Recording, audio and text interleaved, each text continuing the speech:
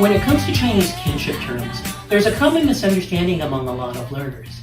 Many people think that all you have to do is map words from English into Chinese. So for example, what's the word for mother in Chinese? What's the word for father? How do you say brother or sister? And when you find the Chinese equivalents for these English words, you're basically done. That's all there is to it, right?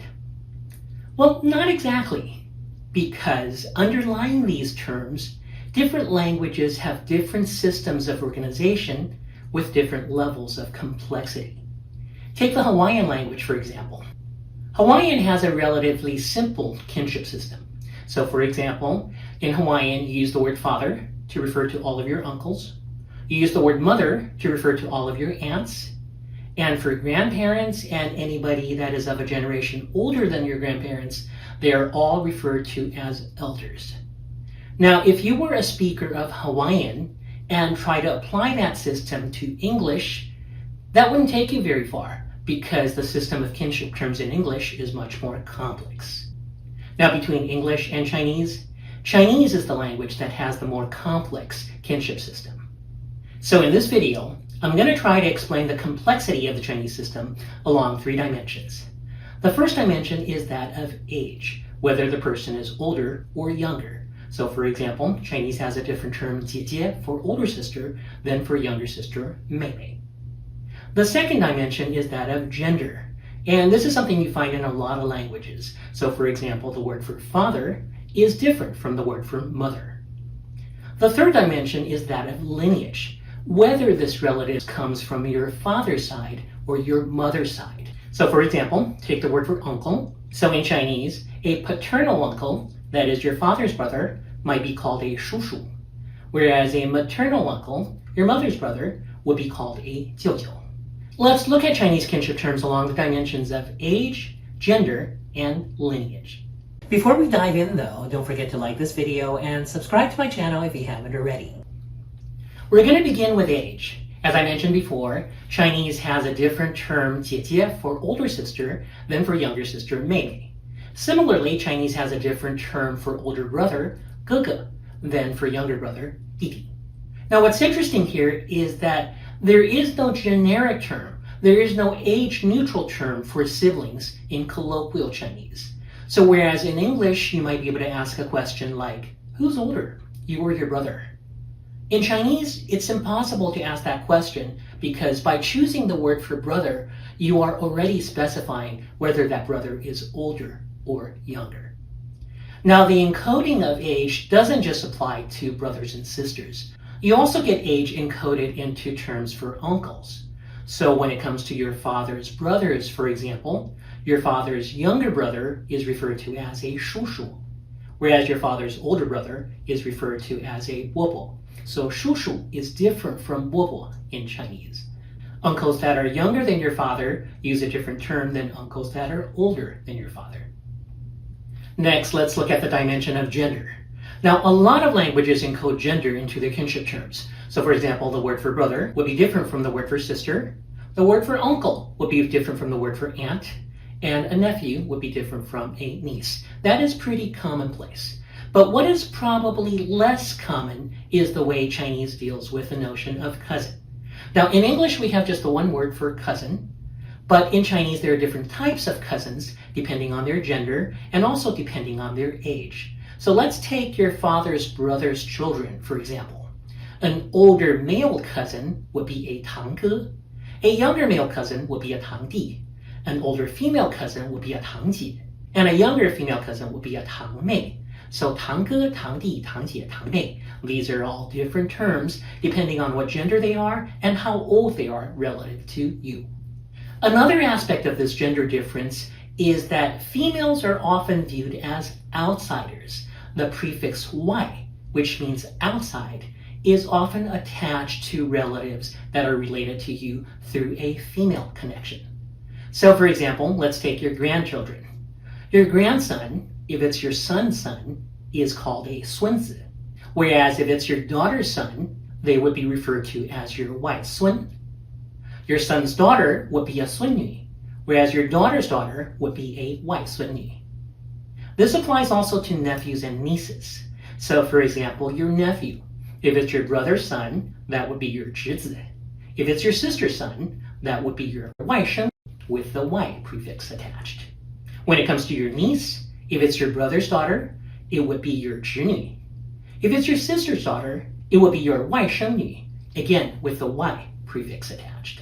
So the Y prefix for outside is attached whenever that relation is through a female relative. Another important dimension is lineage. That is, whether this relative is related to you through your father or through your mother, whether the relative is a paternal relative or a maternal relative. So for example, let's take aunts. If this aunt is your father's sister, we refer to her as your 姑姑. Whereas if this aunt is your mother's sister, then we use a completely different term.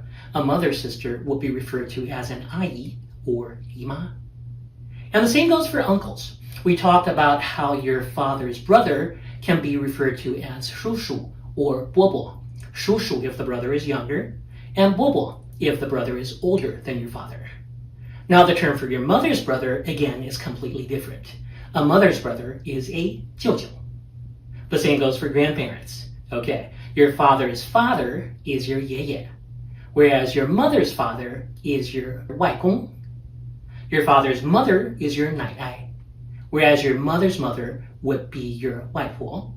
And cousins too.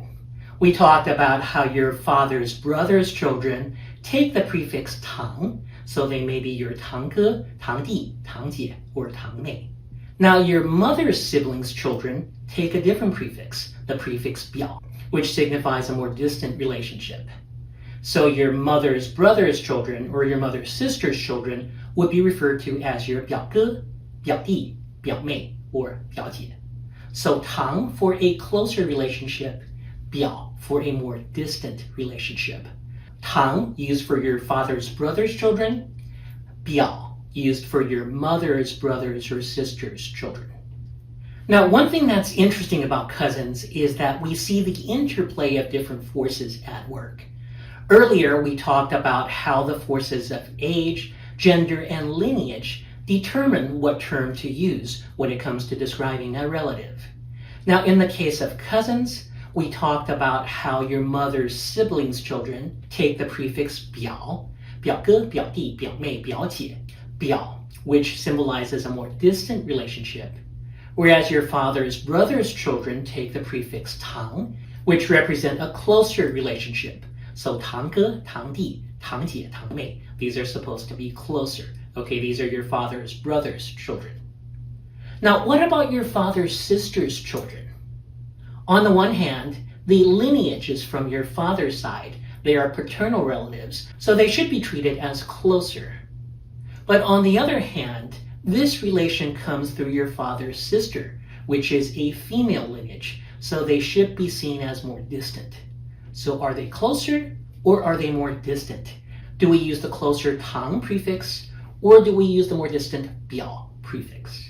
And here the answer is a little counterintuitive. Whereas for your father's brother's children, we use the prefix 堂. For your father's sister's children, we use the prefix 表, which is the same prefix that we use for your mother's siblings' children. So when it comes to all of your aunt's children, whether this aunt is maternal or paternal, your aunt's children are all treated as 表哥, 表弟, 表妹, and 表姐. Okay, they take the more distant prefix. There are regional differences when it comes to kinship terms. For example, when it comes to maternal grandparents, in the South, you would call a maternal grandmother a 外婆, whereas in the North, they would be referred to as 姥姥. When it comes to maternal grandfathers, in the South, they are referred to as 外公, whereas in the North, people call them 姥爷. So 外公外婆 in the South, 姥姥姥爷 in the North, when it comes to maternal grandparents. There are also differences depending on register, whether you're using formal language or informal language, whether this is used in writing or in colloquial speech. Now, you probably already know that in formal writing, you can refer to a father as 父亲 and mother as 母亲, whereas in colloquial speech, you tend to say 爸爸 and mama. Okay. The same goes for grandparents. So in writing, in more formal registers, you can refer to grandparents as 祖父, 祖母, or on the maternal side, 外祖父, 外祖母. Whereas in speech, you tend to use 爷爷奶奶 or 外公外婆. Chinese also has honorary uses of kinship terms. That is, when you extend kinship terms to people who are not really your relatives. So for example, in English, you might refer to your father's friend as Uncle Ben or Aunt Mabel, even though they're not technically speaking your uncle or your aunt. And in Chinese, you can do the same, although you have to be very careful with the choice of terminology. For example, when you're referring to a parent's female friend, you normally refer to them as 阿姨, never 姑姑, but 阿姨.